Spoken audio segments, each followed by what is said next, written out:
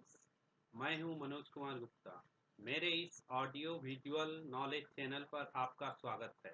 पिछले वीडियो में मैंने संयुक्त राष्ट्र संघ के उत्पत्ति के बारे में विस्तार से चर्चा की थी, जिसका लिंक आपको इस वीडियो के डिस्क्रिप्शन बॉक्स में मिल जाएगा। आज हम इस वीडियो में संयुक्त राष्ट्र संघ के उद्देश्य और सिद्धांत के बारे में विस्तार से चर्चा करते हैं।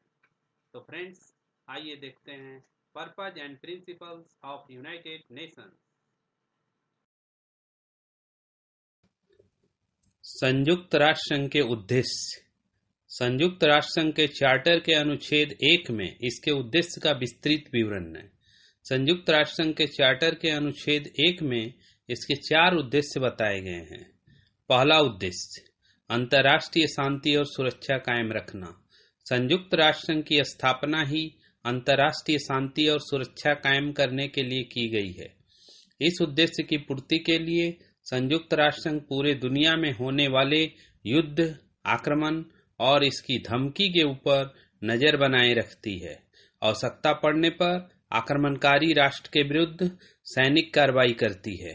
परमाणु हथियार बनाने वाले राष्ट्रों के ऊपर आर्थिक प्रतिबंध लगाती है। उद्देश्य नंबर 2, संयुक्त राष्ट्र संघ का दूसरा उद्देश्य है अंतर्राष्ट्रीय आर्थिक और सामाजिक सहकारिता को बढ़ावा देना। कहा जाता है कि भूखा और नंगा आदमी दूसरों पर हमला करेगा ही, उसी तरह दुनिया के जो देश आर्थिक तंगी में हैं वे आक्रमण करेंगे। इसलिए संयुक्त राष्ट्र संघ दुनिया के सभी राष्ट्रों के लोगों के आर्थिक, सामाजिक और धार्मिक कठिनाइयों के समाधान के लिए एक विश्व स्तरीय केंद्र के रूप में कार्य करती है। उद्देश्य नंबर 3, संयुक्त राष्ट्र संघ का तीसरा उद्देश्य है मानव अधिकारों के सम्मान को बढ़ावा देना। संयुक्त राष्ट्र संघ सभी देशों के लोगों के मानव अधिकारों की रक्षा और उनकी स्वतंत्रता का सम्मान करता है। दुनिया में जहां कहीं लोगों की आजादी और अधिकार सरकार द्वारा छीना जाता है, संयुक्त राष्ट्र संघ की ह्यूमन राइट्स कमीशन उसे वापस दिलाती है। उद्देश्य नंबर 4, संयुक्त राष्ट्र संघ का चौथा उद्देश्य है संयुक्त राष्ट्र संघ के सभी राष्ट्रों के बीच मित्रतापूर्वक संबंध स्थापित करना।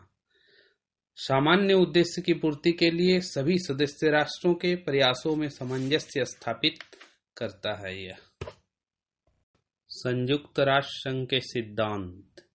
संयुक्त राष्ट्र संघ के चार्टर के अनुच्छेद 2 में इसके 7 सिद्धांतों का जिक्र है। पहला सिद्धांत, संयुक्त राष्ट्र संघ के सभी सदस्य संप्रभुता संपन्न और समान हैं, अर्थात सभी सदस्य राष्ट्र संयुक्त राष्ट्र संघ में सम्मिलित होने के बाद भी स्वतंत्र हैं। सभी राष्ट्र चाहे छोटा हो या बड़ा हो, कमजोर हो या शक्तिशाली हो, सब एक समान हैं। दूसरा सिद्धांत, सभी सदस्य राष्ट्र चार्टर के अनुसार अपने कर्तव्यों का पालन करने के लिए वचनबद्ध हैं।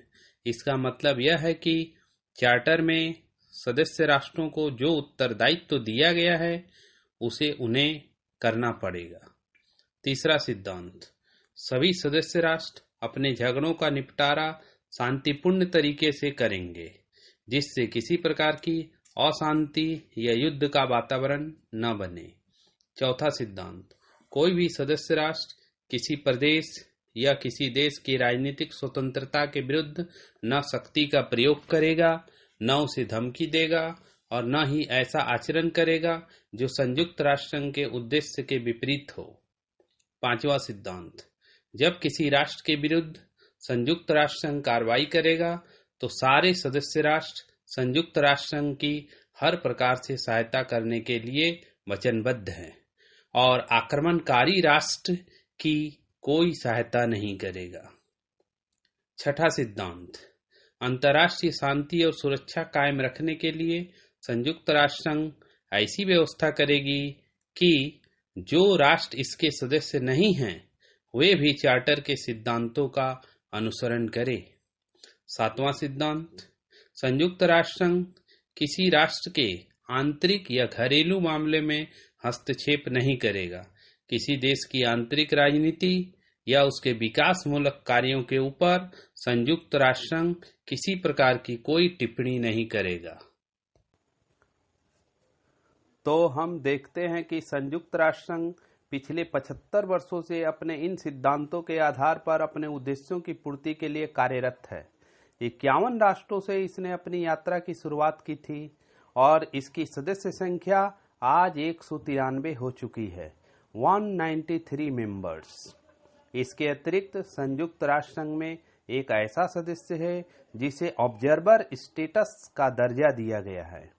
उस स्टेट का नाम है स्टेट ऑफ पैलेस्टाइन। संयुक्त राष्ट्र संघ की साधारण सभा उन राष्ट्रों को ऑब्जर्वर स्टेटस का दर्जा दे सकती है जो इसके सदस्य नहीं हैं। इन्हें संयुक्त राष्ट्र संघ की क्रियाविधि अर्थात सम्मेलनों में भाग लेने का मौका दिया जाता है। ये अपनी बात यहाँ रख सकते हैं, चर्चा में भी भाग ले सकते हैं, लेकिन इन्हें वोट देने का अधिकार प्राप्त नहीं होता है। 2002 से पहले स्विट्जरलैंड भी एक ऑब्जर्वर स्टेटस प्राप्त यूएनओ का सदस्य था, लेकिन 2002 में स्विट्जरलैंड पूर्ण रूप से यूएनओ का सदस्य राष्ट्र बन गया है। साउथ सुडान संयुक्त राष्ट्र संघ का अंतिम सदस्य राष्ट्र है, जो 2011 में इसका सदस्य बना है।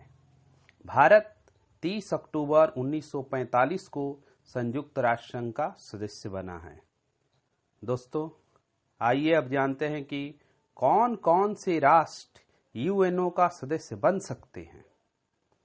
तो चार्टर में लिखी हुई परिभाषा के अनुसार वे सभी राष्ट्र जो शांतिप्रिय और अहिंसावादी होते हैं और जो संयुक्त राष्ट्र संघ के चार्टर में आस्था रखते हैं, वे संयुक्त राष्ट्र संघ का सदस्य बनने के योग्य हैं।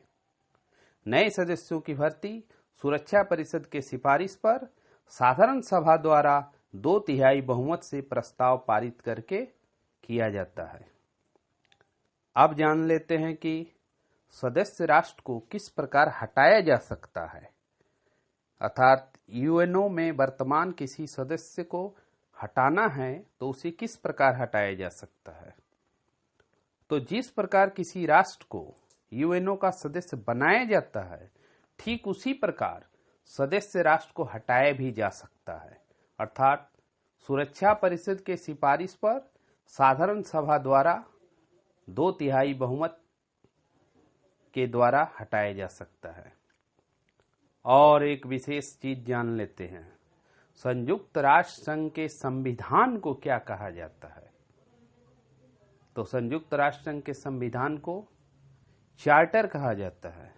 हिंदी में इसे घोषणा पत्र या सनद कहते हैं। संयुक्त राष्ट्र संघ के सर्वप्रधान अधिकारी को सेक्रेटरी जनरल या महासचिव कहा जाता है, जो सचिवालय का प्रधान होता है। सचिवालय संयुक्त राष्ट्र संघ का 6ठा प्रमुख अंग। इसी सचिवालय का प्रधान महासचिव होता है, जो समूचे संयुक्त राष्ट्र संघ का सर्वप्रधान अधिकारी माना जाता है। संयुक्त राष्ट्र संघ के प्रथम महासचिव ट्रिगवेली थे, जो नॉर्वे के रहने वाले थे। वर्तमान महासचिव एंटोनियो गुटरेस हैं, जो पुर्तगाल के पूर्व प्रधानमंत्री हैं।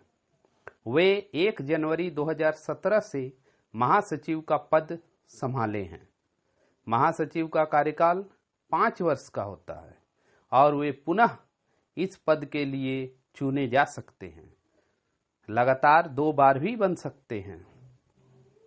संयुक्त राष्ट्र संघ का हेडक्वार्टर या प्रधान कार्यालय अमेरिका के न्यूयॉर्क सिटी में मैनहट्टन द्वीप पर स्थित है।